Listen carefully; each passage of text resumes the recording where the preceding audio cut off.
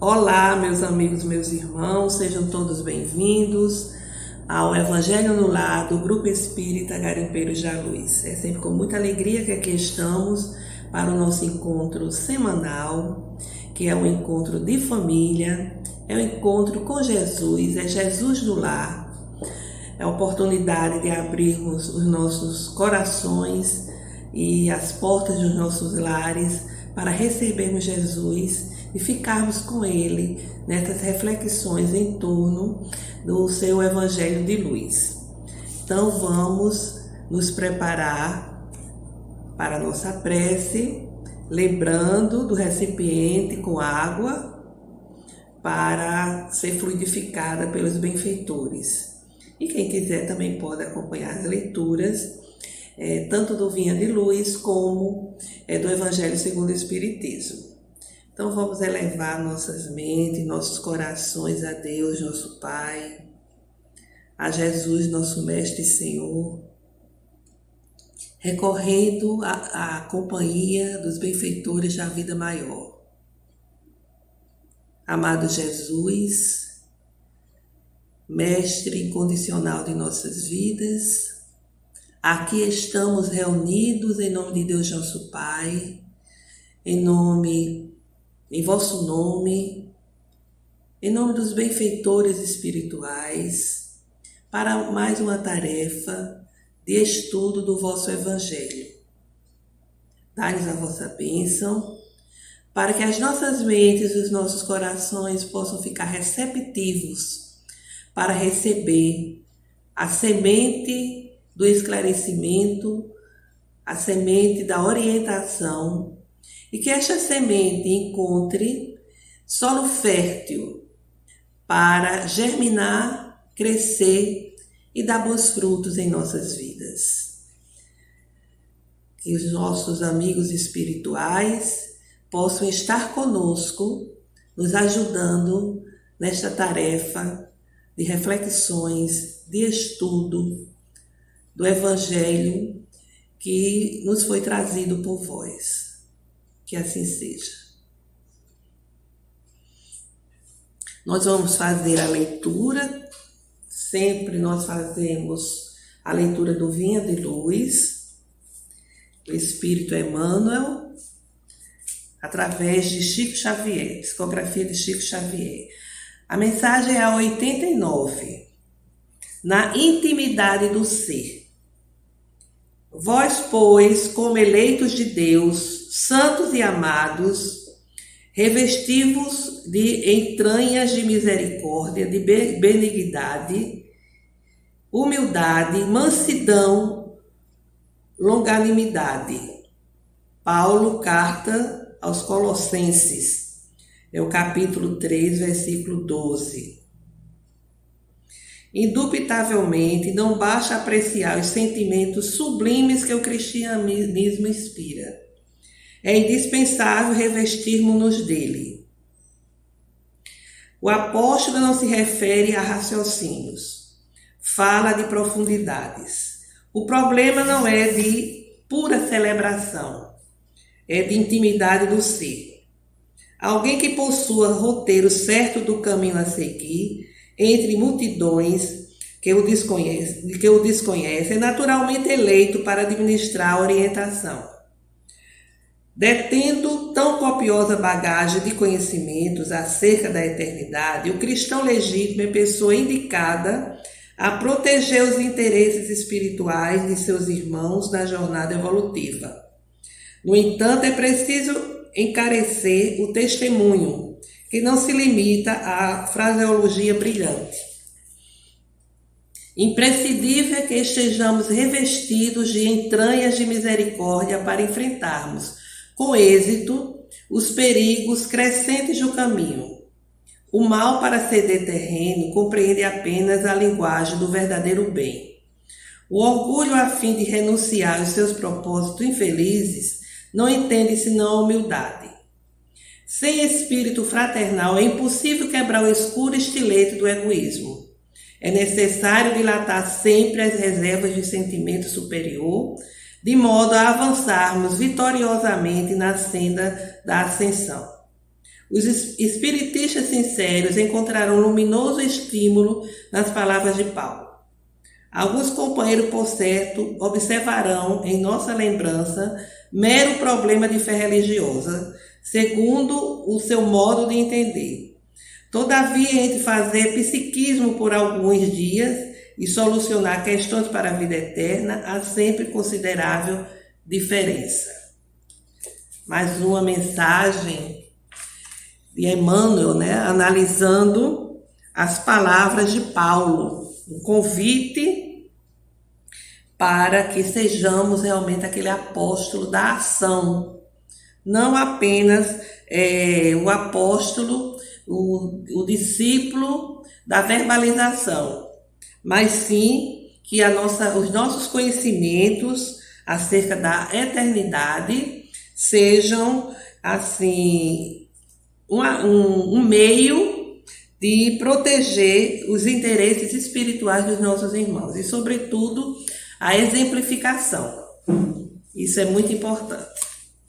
Então, hoje nós vamos dar continuidade ao 6º capítulo do Evangelho segundo o Espiritismo, o Cristo Consolador, dando continuidade ao que nós começamos anteriormente, o advento do Espírito de verdade. São várias instruções que o próprio Espírito de verdade nos trouxe. Então, o que é que ele vai dizer no item 6, na instrução 6?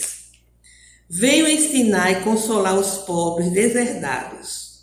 Venho lhes dizer que elevem sua resignação ao nível de suas provas.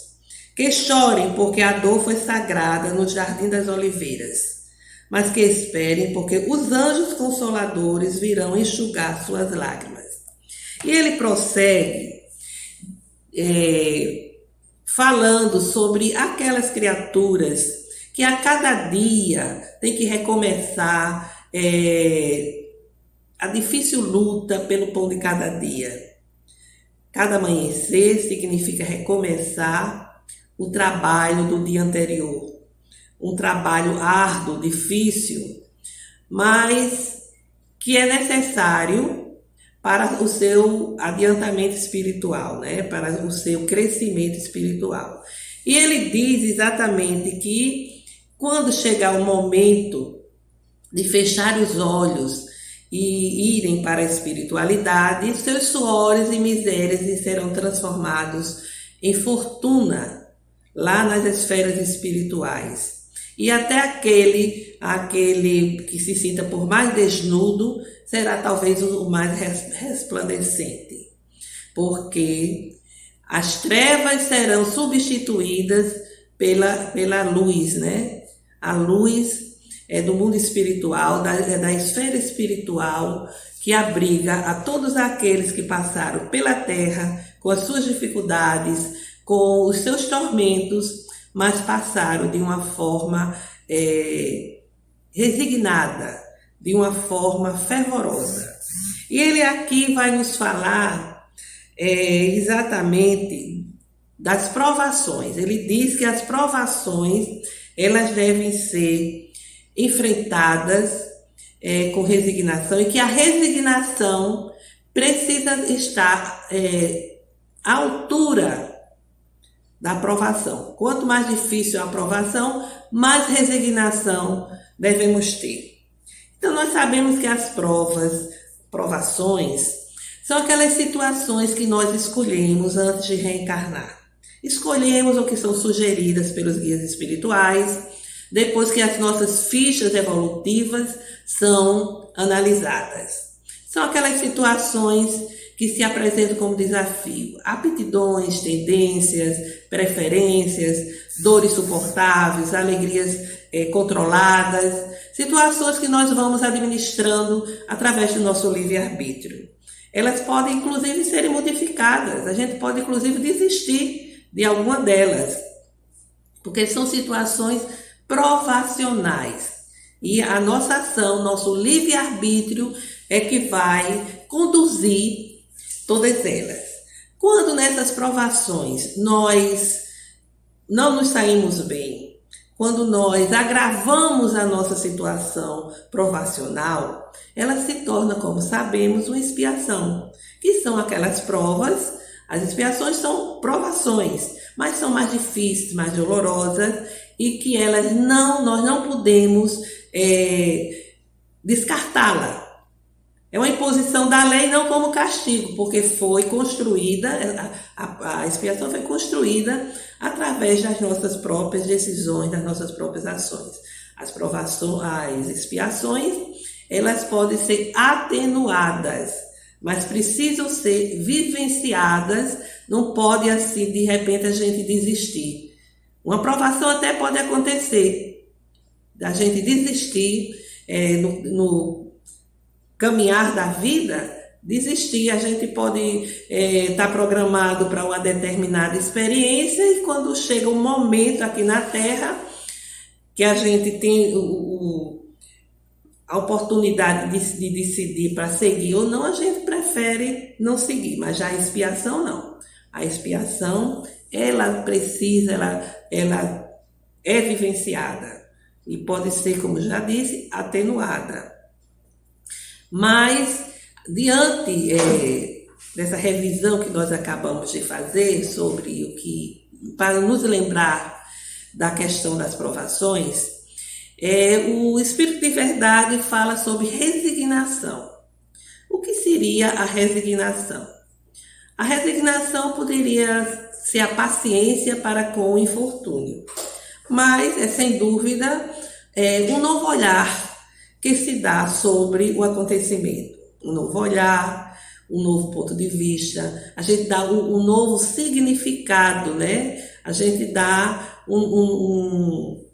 tem uma ótica diferente diante daquele infortúnio. Mas o Espiritismo nos lembra que, diante a resignação, ela precisa ser uma ação ativa e dinâmica para enfrentar a situação e para buscar melhoria. Jamais uma acomodação. Porque as dificuldades, os embates, as adversidades fazem parte da vida terrena, mas que precisam ser vivenciadas, precisam ser enfrentadas, sempre tendo como guia as leis divinas e a confiança sempre em Deus.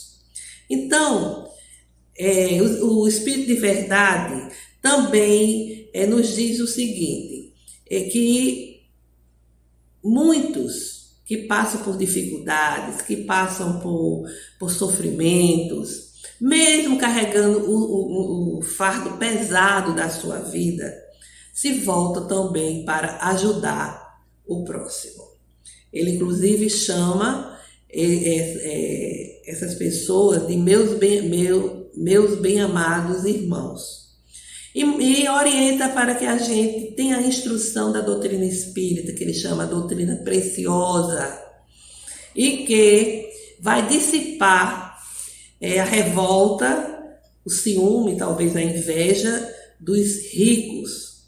A gente, às vezes, se revolta, né? Não entende porque pessoas têm tanto, pessoas assim que estão até numa situação de muita riqueza. E ele diz, é necessário se orientar pela doutrina, porque ela vai dissipar essa situação, esse sentimento de revolta, esse sentimento até de ciúme. Porque frequentemente esses nossos irmãos, eles são mais infelizes do que nós outros, porque as suas provações são bem mais severas. E a gente sabe, por tudo que já aprendeu com a doutrina espírita, que a prova da riqueza, do poder e da beleza física são provas dificílimas.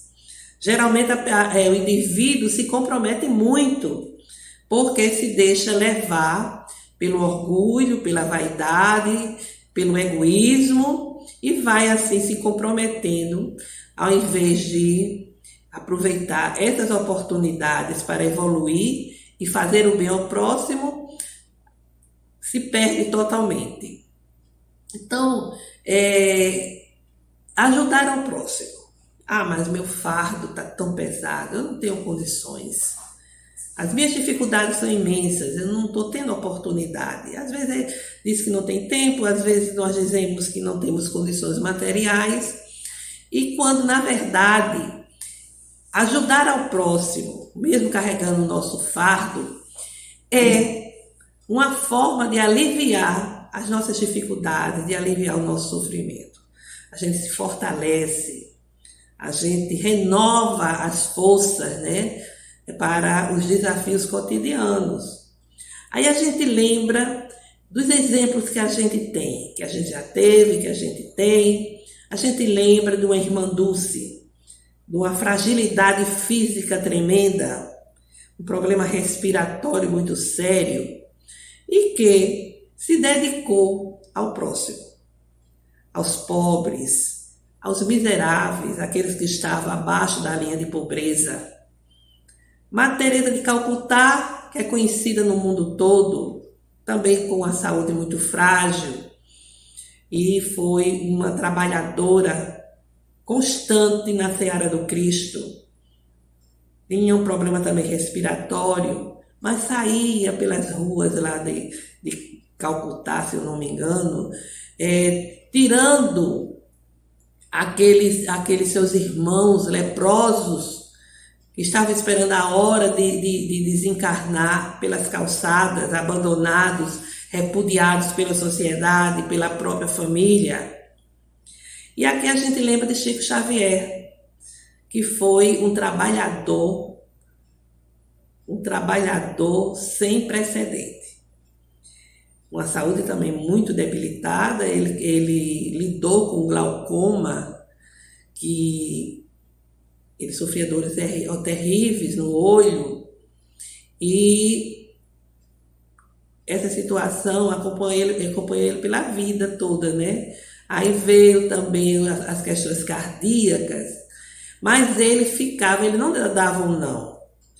No atendimento diário, né, que ele entrava pela noite, ele às vezes ia de 2, 3 horas da manhã para casa, e depois que repousava um pouquinho, voltava para o trabalho, percorria a periferia de Uberaba, socorrendo as pessoas, fazia suas visitas, levava o socorro material que ele conseguia fazer doação, mas sempre preocupado com o sofrimento do seu próximo. E nós temos também o exemplo de Jerônimo Mendonça, conhecido como o gigante deitado, né? Mineiro.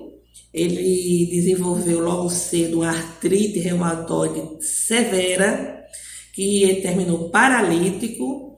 Ele vivia em um leito que ele não conseguia estirar as pernas. Depois fizeram um leito ortopédico para que ele pudesse, inclusive, sair de casa e fazer palestras. E ele também ficou cego, tinha problemas cardíacos, mas escreveu livros, criou creches, centros espíritas, e sempre muito bem-humorado.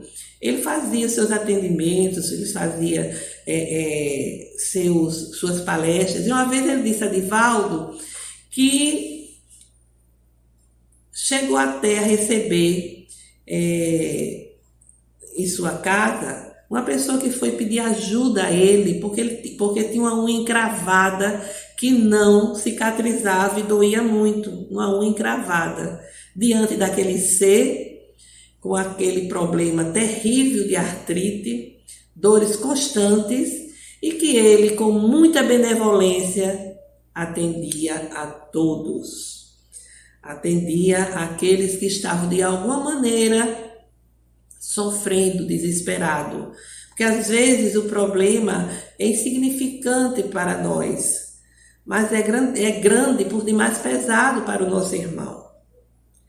Então, são exemplos que a gente fica pensando nesses missionários, né? Nessas pessoas que entregaram suas vidas no trabalho, na seara do Cristo, que entenderam, que compreenderam a mensagem de Jesus. E quando eu estava pensando sobre isso, me lembrei de um exemplo bem próximo. Eu estudei em colégio de freira a vida toda.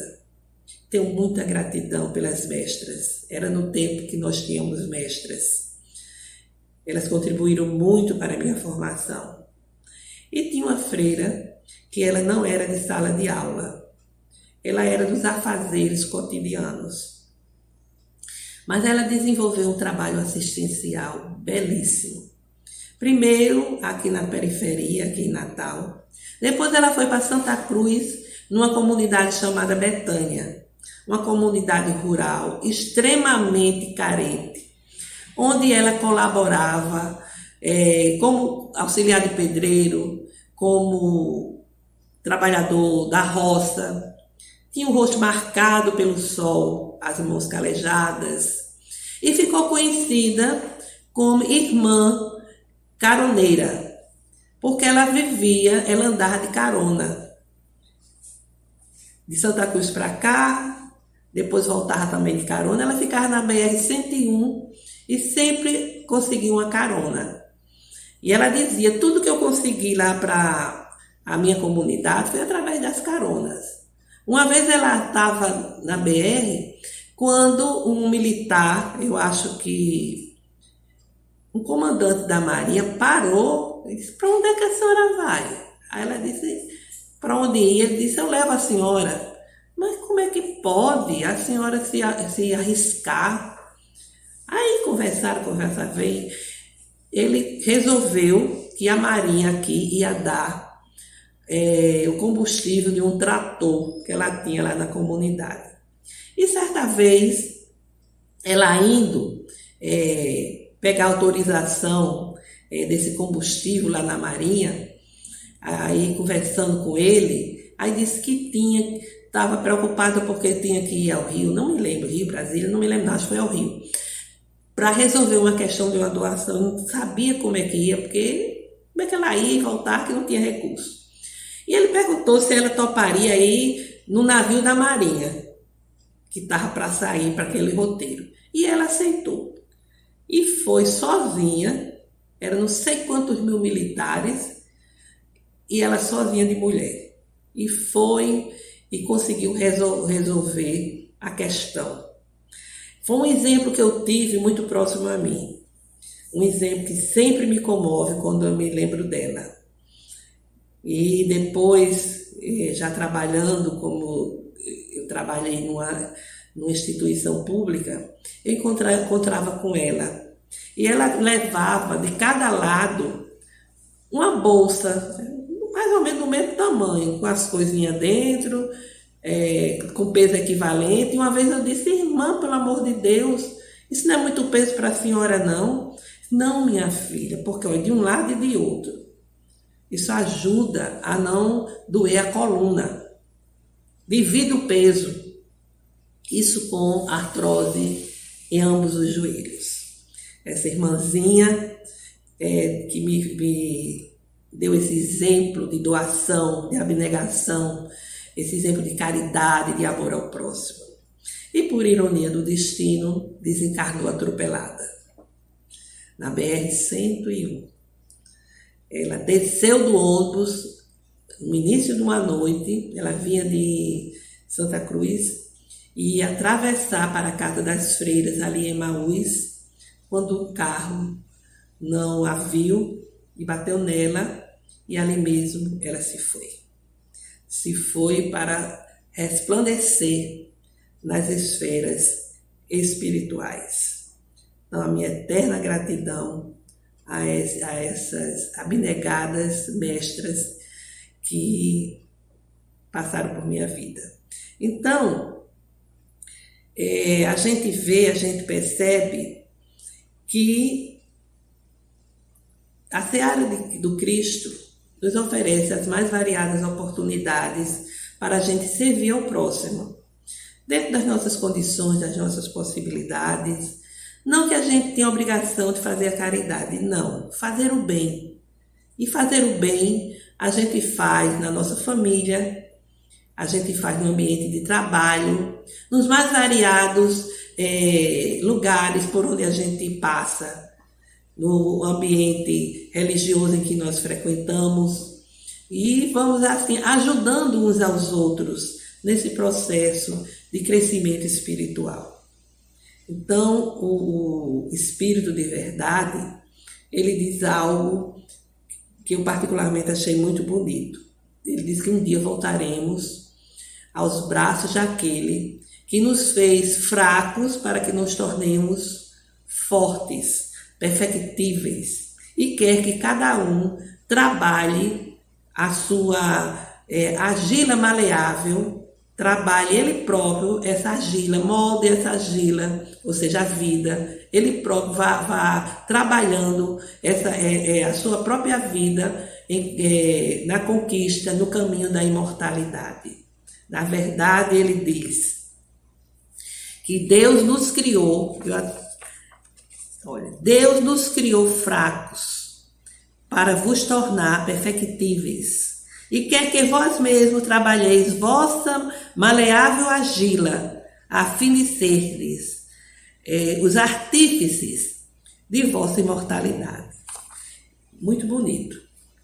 Essas reflexões que o Espírito de Verdade nos trouxe no item, na instrução de número 6 do Evangelho segundo o Espiritismo. Então, meus amigos, meus irmãos, essas foram as reflexões de hoje. Vamos agora elevar nossas mentes e corações ao alto. Vamos fazer vibrações, emitir vibrações, rogando a Deus, a Jesus e aos espíritos benfeitores em favor da humanidade, pedindo paz, pedindo saúde, pedindo fraternidade.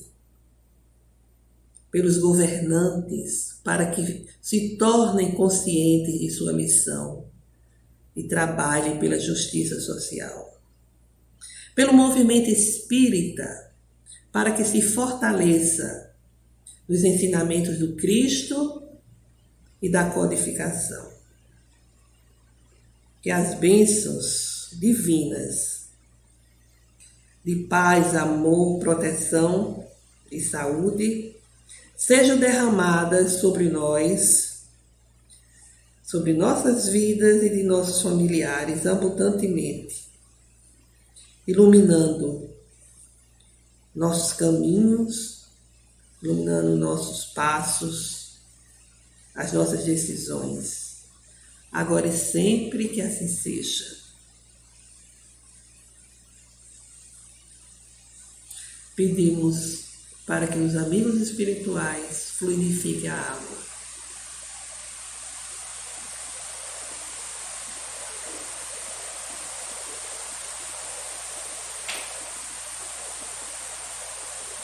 Nosso Pai que estais em toda parte, santificado seja o vosso nome no louvor de todas as criaturas. Venha a nós o vosso reino de amor e sabedoria, para que assim a vossa vontade se cumpra aqui na terra e em todos os ciclos espirituais. O pão nosso do corpo e do Espírito dai-nos hoje. Perdoai, Senhor, as nossas dívidas, ensinando-nos a perdoar os nossos devedores com esquecimento de todo o mal, não permitindo que venhamos a cair nas tentações das nossas próprias inferioridades. Livra-nos da maldade que ainda reside em nós mesmos, pois só assim reinará a paz e o entendimento, o amor na caridade, hoje, amanhã e sempre, que assim seja. Agradecemos aos benfeitores, guias espirituais, por esta tarefa, por esses momentos de reflexões. E desejamos a todos uma semana de luz e paz. Que assim seja.